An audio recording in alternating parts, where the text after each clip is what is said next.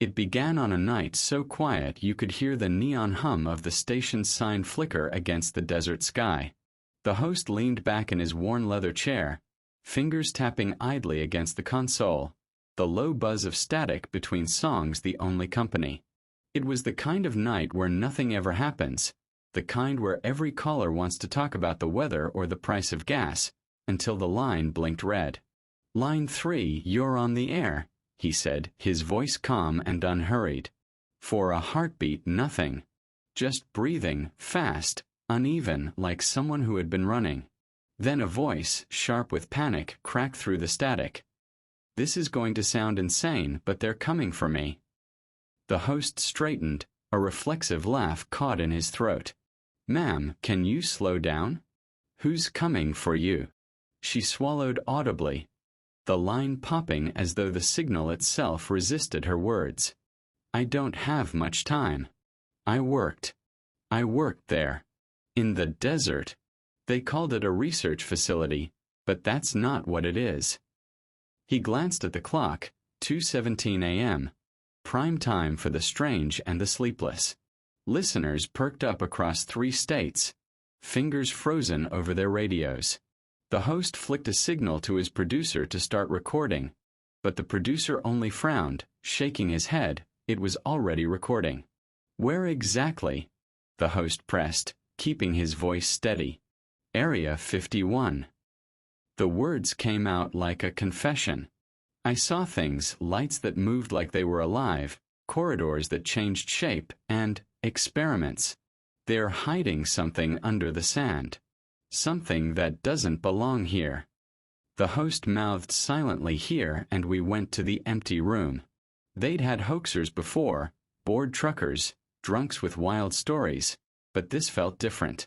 The tremor in her voice wasn't theatrical. It was raw. "They said I couldn't leave," she whispered. "But I ran. They'll erase me. They erase everything." The line hissed as though a storm were rolling in, though the weather report said clear skies for 100 miles. "Ma'am, are you safe right now?" A bitter laugh. "Safe? No one's safe once they start looking at you." The host leaned forward, his coffee cooling at his elbow. Something about the way she said looking sent a small chill along his arms. "Who are they?" She inhaled sharply, and for a moment the call went silent. You could hear the hum of the building, the faint whistle of the air vent. Then, barely above a whisper, "You think they'll let this stay on air? They're already listening. If I disappear, remember my name. Claire Hensley. They erased the others. Don't let them erase me." The host tried to anchor the moment with a touch of reason. "Claire, if this is real, we can help you. Stay on the line. Tell me what you saw." The sound of her breathing slowed, became shallow, like someone hiding in a dark room. "If they find me, no, when they find me, you'll understand. Look up the lights from last winter. That wasn't weather balloons. That was the first test." And then a long crackle. A distant thud. Her voice rose sharply. "I have to go there." Static swallowed the rest. The host stared at the dead line, fingers hovering over the console. The studio lights flickered, once, twice, then steadied as if nothing had happened. On the other side of the glass, the producer mouthed, "Did you hear that?" Listeners flooded the station's phone lines within seconds. Some said it was a prank. Others claimed they'd seen those lights too. But the host sat very still, the words under the sand echoing in his head, a line of cold sweat tracing down his back. He reached for the recording button to replay the call, only to find the system had already marked the segment as missing. At that moment, the night no longer felt ordinary.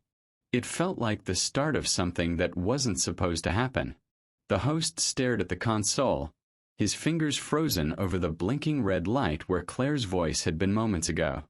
Static hissed in the silence, a hollow, empty sound that seemed to stretch on far too long. He tapped the line, thinking she'd dropped the call. Nothing. No click of disconnection, No busy tone, just the steady, unnatural hum. "Claire, are you still with us?" His voice cracked against the dead air. The producer behind the glass leaned closer, gesturing wildly at the controls. The signal monitor flickered, then dimmed to a single weak bar. It wasn't just her line, the whole station had gone thin, as though something were drawing the life out of it. And then the lights died. The studio went black, leaving only the faint green glow of the emergency exit sign and the cold, persistent static crawling through the speakers. The host's hand hovered near his coffee cup, now nothing but a shadow against the console. He thought about the desert outside, vast and empty, the kind of place where the night swallows sound. But this silence, it felt intentional. 30 seconds passed like 30 minutes. Somewhere down the hall, a metal cabinet slammed shut without warning, the echo too loud for an empty building. The producer fumbled for his phone. No signal. Not a single bar. When the lights finally stuttered back to life, the console rebooted with a low electronic chime. All lines were dead. Every recording window had been wiped clean, the segment marked with a timestamp but no audio file attached. The host swallowed hard, the taste of copper sharp in his mouth. "You saw that, right?" he asked the producer, though his own voice sounded thin, far away. "Power surge," the producer muttered, not meeting his eyes. "Happens all the time." But it didn't. In 10 years, the host had never seen a blackout like that, never felt the air turn that heavy, that deliberate. Calls began to flood in as the system slowly reconnected. Listeners demanding answers, some swearing they saw their lights flicker too, hundreds of miles apart. Others claimed they heard a faint voice in the static, whispering something before the blackout hit. The host leaned into the mic, his pulse still racing. "If you heard that call, what do you think happened here tonight? Would you believe her, or chalk it up to a hoax?" He forced a laugh, thin and brittle, and moved to the next segment. But deep down, he knew this wasn't just a technical glitch. Something had reached into his station, plucked a voice out of existence, and left nothing but the memory of a woman who might already be gone. And for the first time in years, the late-night air felt dangerous. By sunrise, the story had already left the airwaves and begun to ripple across truck stops, online forums, and quiet diners along the interstate. The host couldn't shake it, the name she left, the way her voice cracked, the blackout that felt more like a hand covering their mouths than a power surge. He sat in the back booth of a roadside cafe, coffee growing cold, as a man slid into the seat across from him, a lean figure with a battered leather satchel and eyes that scanned the room as though every face might be listening. "You said you wanted someone who doesn't mind getting their boots dirty," the man said. His name was Holden, a former field investigator turned freelance researcher, the kind who never really retired, just slipped into the cracks where official reports stopped looking. The host pushed a napkin across the table, coordinates scribbled in black ink, a trace from the last known ping of the call. "She wasn't on any of our usual lines. This came in from a burner, bounced off a tower near the state line. There's a motel there. Desert View." Holden raised an eyebrow. "That place. Been half empty since '98. Nobody stays there unless they don't want to be found." The drive was long, a stretch of 2-lane highway where the sun hit the asphalt so hard it shimmered like water. The further they drove, the more the desert seemed to swallow the horizon. Tumbleweed rolled across their path, distant mountains cut the skyline like dull blades, and every radio station they tried to tune crackled with a faint, persistent hiss, as if the air itself remembered her voice. When they finally pulled into the gravel lot, the motel looked like it had been built from the ghosts of better days.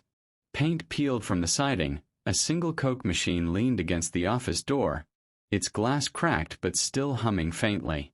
Only 2 cars were parked, a rusted pickup with no plates and a sheriff's cruiser coated in dust. Room SAX's door stood slightly ajar. The host's stomach tightened as Holden pushed it open with the back of his hand. Inside, the air was stale, heavy with the scent of dust and something faintly metallic. The bed was unmade, sheets half torn from the mattress. A chair lay on its side. On the nightstand sat an old portable radio, its cord unplugged, yet a low hum vibrated from its speaker, soft as a pulse. Holden crouched beside it, his fingers hovering over the dial. "No batteries," he muttered. "No power source either. But it's running." The host scanned the room, his eyes catching the television in the corner. Snow flickered across the screen, though the motel had long since cut its cable service. Within the static, for half a second, he swore he saw a shape, thin, elongated, standing too close to the lens before vanishing back into white noise. "Claire," he whispered to himself, "were you here?" A motel key lay on the floor, its tag scratched with something that looked like a number but felt more like a warning. The bathroom door creaked slightly with the wind, and inside, the mirror was fogged from no discernible heat, as though someone had just stepped out moments before they arrived. Holden straightened, his face unreadable. No signs of a struggle, but someone left in a hurry. "Look at the coffee, still warm." The host touched the cup by the bedstand. Lukewarm, not cold. She had been here, and not long ago. "Who erased the tape?" he muttered, more to himself than to his companion. Holden slung his satchel over his shoulder and glanced toward the window, where the highway stretched empty for miles. Whoever they are, they didn't want this to be found. But they missed something. They always miss something. He picked up a torn receipt from the floor, dated just 2 nights ago. It bore no name, just a transaction code and a smudge that looked like a fingerprint but gleamed faintly under the motel's buzzing fluorescent light. As they stepped back into the daylight, the hum from the unplugged radio grew louder for a heartbeat, like a breath held too long, before snapping into silence the moment the door shut. The host looked back once more at the crooked number on the door. The desert wind pushed against his collar, dry and relentless. "This isn't just a missing person," he said quietly. "This feels like the start of an erasure." Holden didn't answer. His gaze was fixed on the distant horizon, where the heat shimmered and the faintest echo of static still hung in the air, waiting for night to fall again. The bell above the office door gave a hollow chime as the host and Holden stepped inside. The air smelled faintly of old coffee and cleaning chemicals that hadn't been strong enough to hide the mildew creeping along the corners. Behind the counter sat a man in his late 50s, shoulders stiff, eyes half-lidded as if sleep had been a stranger for a long time. "You two with the sheriff?" he asked without looking up from his ledger. "No," Holden replied, his voice even. "We're here about room 6. The man's pen stilled. He finally raised his eyes, and for a moment they betrayed something raw, unease, maybe even fear. "I don't know anything about that," he muttered. The host leaned forward, placing a business card on the counter. "We're not here to make trouble. We just need to know about the woman who checked in." A long pause. The clock above the counter ticked 3 times before he sighed. She came in late. No bags, no name on the register. Paid cash. Kept her hood up the whole time, like she didn't want the light to touch her face. Hands were pale, like she hadn't been outside in years. Holden glanced at the register, empty lines, the namespace crossed through with a black dash. "Does she leave anything?" The manager nodded slowly, his fingers twitching toward the drawer beneath the counter. From it, he pulled a crumpled piece of paper, creased, smudged, but with a set of coordinates scrawled in dark ink. The numbers bled slightly, as though the ink hadn't wanted to stay still. "She dropped this when she left," he said quietly. "Didn't even hear her go. 1 minute she was here, next she was gone." The host unfolded the paper, the digits unfamiliar yet precise, pointing to a stretch of land that wasn't on any map he knew, deep in the restricted zones, the kind pilots were told to steer clear of. "Did she say why she was here?" he asked. The manager's eyes flicked to the darkened hallway, then back to the men. "You didn't hear it from me," he whispered, already sliding the paper back toward them. "And you didn't see me." Before they could ask another question, he turned the sign on the door to closed. The road beyond the motel thinned until it was little more than a scar across the desert. They had left behind the last of the radio towers an hour ago. Static replaced every signal, a white hiss that seemed to breathe in sync with the engine. The sky, once a dull amber, began to bleed into deep blue, though it wasn't late enough for night. "You feel that?" Holden asked, slowing the truck. The host frowned. "Feel what?" Holden tapped the dashboard. The air vibrated, faint at first, then steady like a low, unseen frequency crawling up through the tires and into their bones. It wasn't windy. The desert was still. Even the scrub brush leaned as if listening. They stopped near a rusted fence post, its paint long gone, no signs or markings left to claim the land. The coordinates pointed just beyond, into a hollow where the sand looked darker, almost metallic beneath the fading light. Pieces of something littered the ground, shards of what might once have been satellite panels, twisted metal arms, scraps with serial numbers scratched out by rough hands. One piece still held a warning label, bleached to the color of bone, restricted, property of U.S. Air. The rest was illegible. "Looks like a graveyard," the host muttered. Holden stepped out, boots crunching softly, the hum beneath their feet growing stronger with every step toward the hollow. The horizon seemed to ripple, heat bending the air though the evening was cool. Then the first light appeared, faint, a pinprick drifting across the sky. Too slow for a shooting star, too steady for a plane. It moved with a kind of purpose, stopping, shifting, then multiplying until 3, 4, 5 orbs hung above them in a crooked arc. The host tilted his head back, heart hammering. "Are those?" "Not satellites," Holden said, his voice tight. "Satellites don't stop and look back." The hum swelled, vibrating the sand beneath their boots until the pebbles danced. A faint metallic taste settled on the host's tongue, coppery and electric. He tried his phone, no signal, just a black screen that refused to wake. Night fell then, not gradually, not like the slow curtain of dusk they were used to, but all at once, as though someone had pulled the sun behind a door. The desert turned black except for those floating lights, now closer, their glow reflecting in the windshield like silent eyes. "Do you feel like we're being watched?" the host whispered.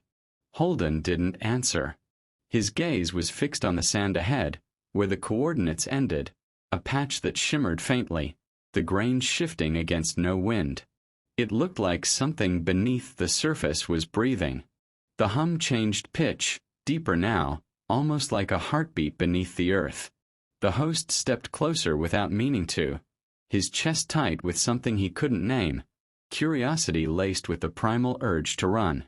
"Whatever's here," Holden said finally, "it's not abandoned." A distant howl of wind, or something like it, rolled across the flats, carrying a faint crackle of static, the same frequency that had haunted their radios since they left town. The lights above them pulsed once in unison, before drifting apart like they had never been there. For a moment, the desert was silent again. But the feeling of being watched didn't leave. It settled heavier, as if the sand itself remembered their names. The host swallowed. Claire came here. Holden's jaw tightened. And if she did, she might not have left. The desert night wrapped itself around the investigator like a tightening noose, the stars cold and indifferent overhead. His boots sank slightly into the loose sand as he adjusted the dial of the battered shortwave receiver. The device had been picking up nothing but static for hours, white noise that gnawed at his nerves, until, without warning, the static began to stutter. A hiss. A pause. Then a faint, broken whisper. He froze, heart thudding. The voice was unmistakable, Hers. Fragile, distant, like a memory trying to claw its way out of the void. You shouldn't have come here. Every muscle in his body went rigid. The radio crackled again, louder this time, her words warped by distortion, but her urgency was clear. There was no mistaking the tremor in her tone, the desperation clinging to each fragmented syllable. The desert felt suddenly smaller, as if the darkness had taken a step closer. He scanned the horizon, nothing but shifting sands and skeletal fencing swallowed by shadow. The low hum that had haunted him since dusk now deepened, resonating in his chest like the echo of a buried engine. His fingers tightened on the receiver. "Where are you?" he whispered into the night, not expecting an answer. The reply was not words but a scream, shrill, raw, and inhumanly prolonged. It burst through the speaker with such force he nearly dropped the device. The sound carried across the dunes, a shiver of agony that belonged to something caught between two worlds. Then silence. Not the natural quiet of the desert, but a total void, as though the stars themselves had stopped their flicker to listen. He stared at the radio, its needle quivering at dead center, his breath clouding in the chill. She was alive. Or something of her was. But the message was clear. She didn't want him there. Or maybe something else didn't. From the ridge behind him, a faint pinprick of light winked and vanished. Too slow to be a plane, too deliberate to be a star. The tracks were faint, half erased by shifting sand and restless wind, but they led him onward like breadcrumbs laid in haste. Every few steps, his flashlight beam caught the shallow depressions of boot prints, each one sinking slightly deeper as though whoever left them had been running. The desert was quiet except for the dull thud of his own heartbeat, its rhythm quickening with every mile he carved out under the waning moon. Then he saw it. A jagged scar in the earth, half swallowed by dunes, its edges framed by rusted warning signs.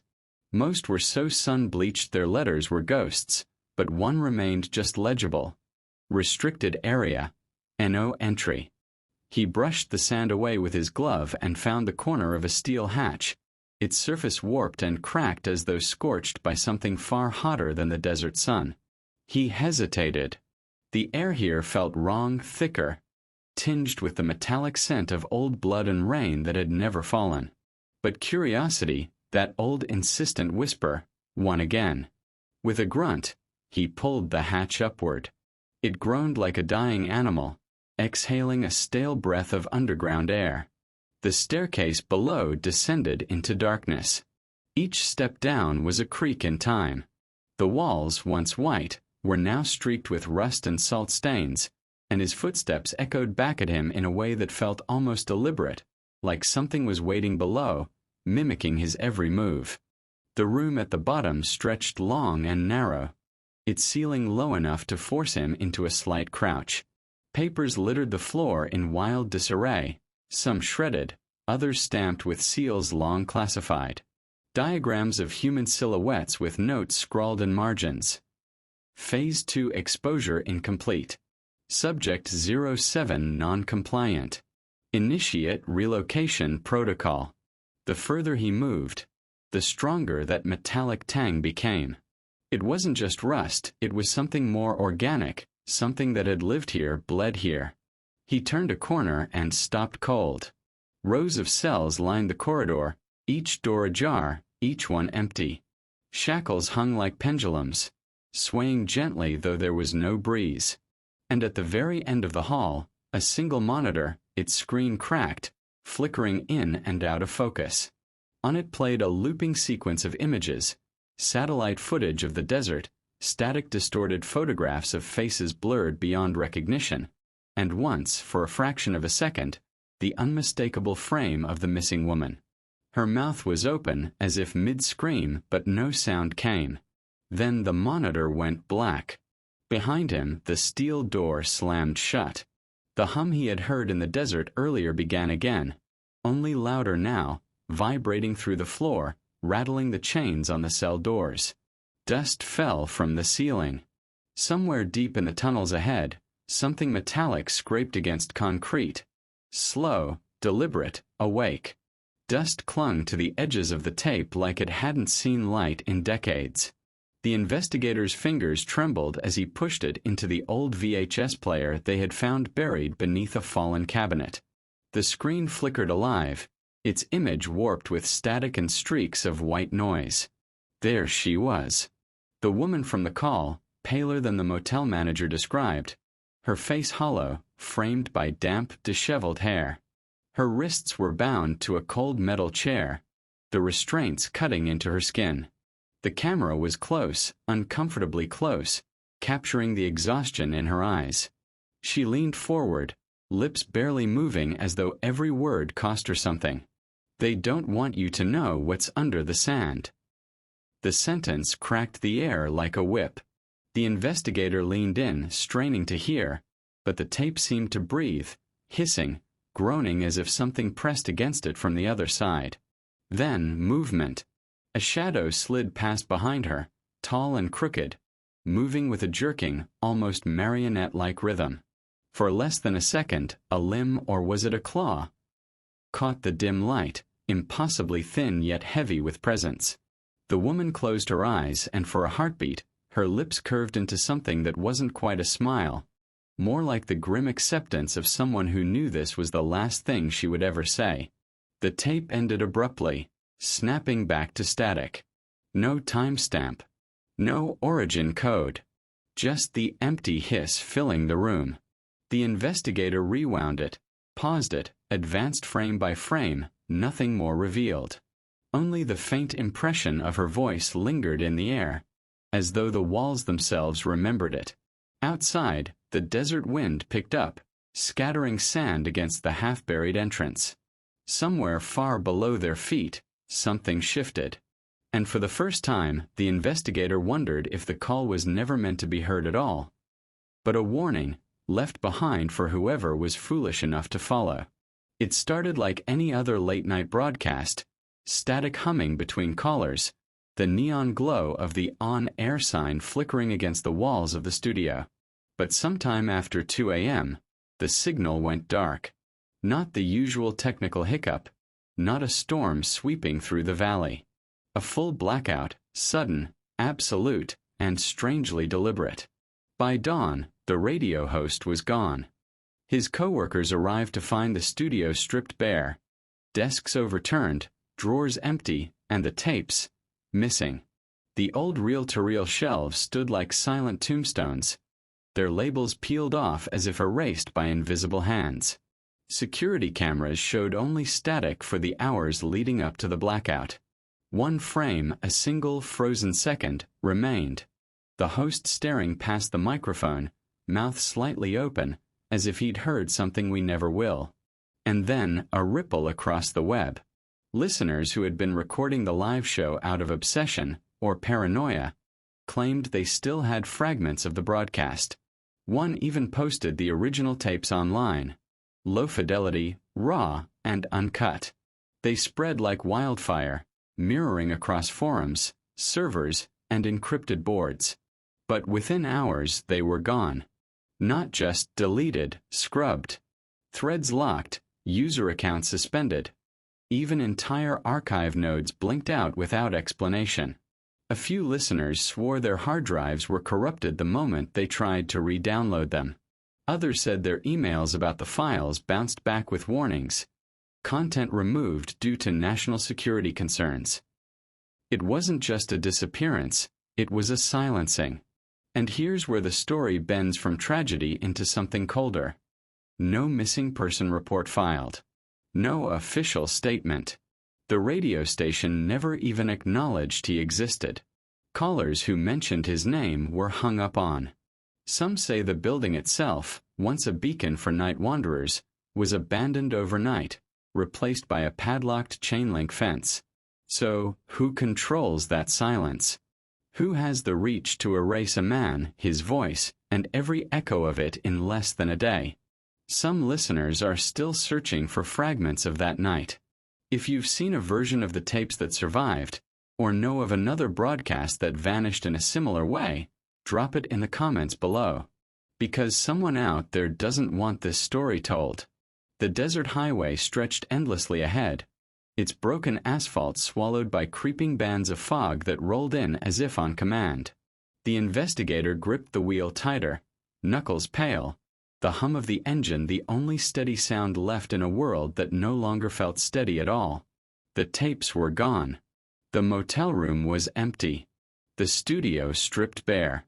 It was as if every trace of the story was being erased in real time, leaving only the echo of questions behind. Headlights pierced the haze, but the world beyond remained shapeless. No horizon, no stars, only that gray, shifting veil. A part of him wanted to stop, to pull over and breathe, but another part whispered, "Keep moving." Because out here, stopping felt like inviting something closer. Then the radio flickered to life on its own. Static at first, low, scratching like sand against metal, before a voice cut through, faint but unmistakable. "You've heard too much already." His chest tightened. The voice wasn't quite hers, but it wasn't a stranger's either. It carried the same hollow edge, the same quiet warning laced with something. Almost pity. The transmission ended as abruptly as it began, leaving the air thick and the car heavier than before. He didn't know if he was leaving the story behind or driving deeper into it. Somewhere in the dark, something watched, or maybe listened. And as the mile stretched on, one question burned louder than the static ever could. Do you think she ever made it out alive, or was she never real to begin with?